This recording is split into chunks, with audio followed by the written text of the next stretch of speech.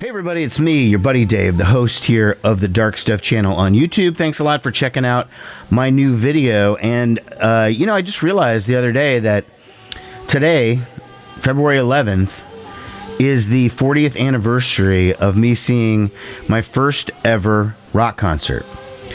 And I have to say that the impact that that event has had on my life is absolutely immeasurable.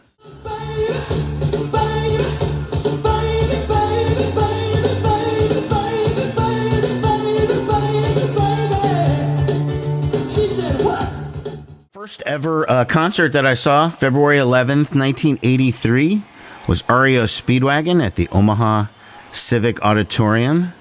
Okay, there it is. I went with my best friend at the time, Bart, and his dad came along, and my mom came along.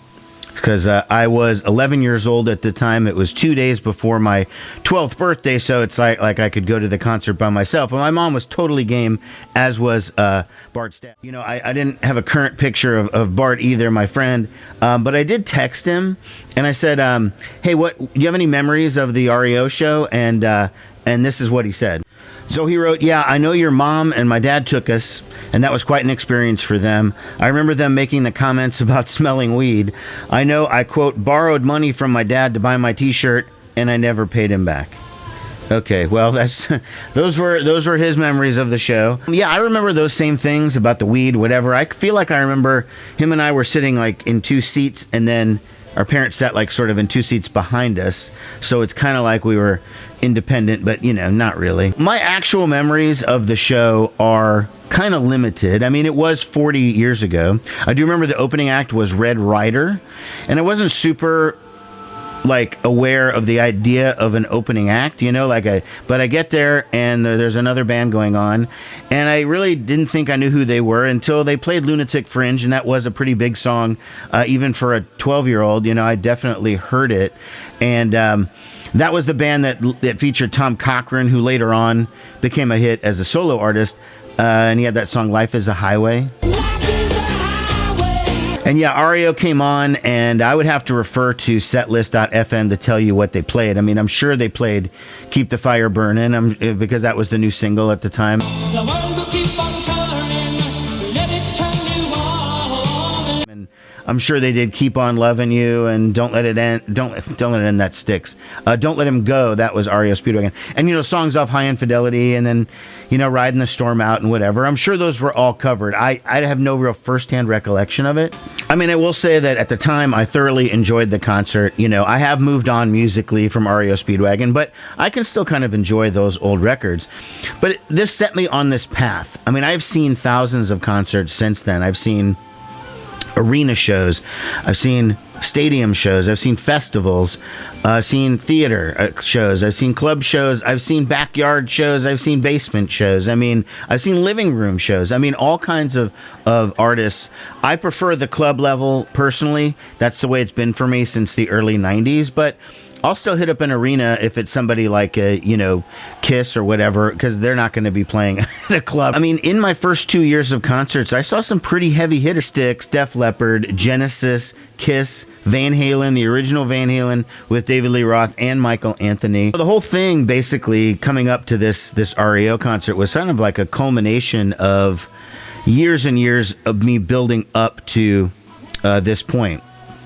I know how much building was there at age 11 or 12 or whatever, but I've been listening to music for years, just on my own. I had a little transistor radio at the time when I was a little kid, and I would sit in my room and I would actually listen to, there was AM rock stations back then. In Omaha, there was KOIL and WOW, and I would listen to those. And as I got a little older, my parents bought me a stereo. I could record songs off the radio, which I used to do all the time. By this point, I was listening pretty much exclusively to Z92. They were the rock station in Omaha at the time.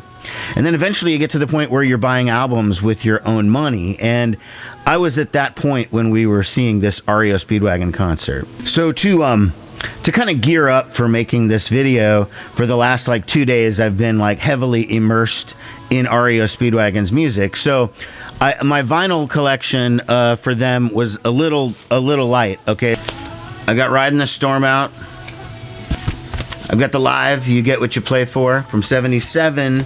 And then I have this compilation, which was the first thing I ever owned by REO, Decade of Rock, 1970 to 1980, which is what I used to listen to a lot. That was what got me to REO initially. So because I only had those couple of records, I went on Apple and I just started listening to all the albums from the first REO album all the way up through and including Good Trouble. I didn't go any further than that because I wanted to just be kind of in the mind frame of 1983. Now it's hard to get into 1983 me because I mean just look at how different I look. I listened to all of the albums, and even though my kind of REO fandom probably ended shortly after this Good Trouble tour because I just moved into different stuff. I got into heavy metal, and then later on I got into more punk and alternative stuff.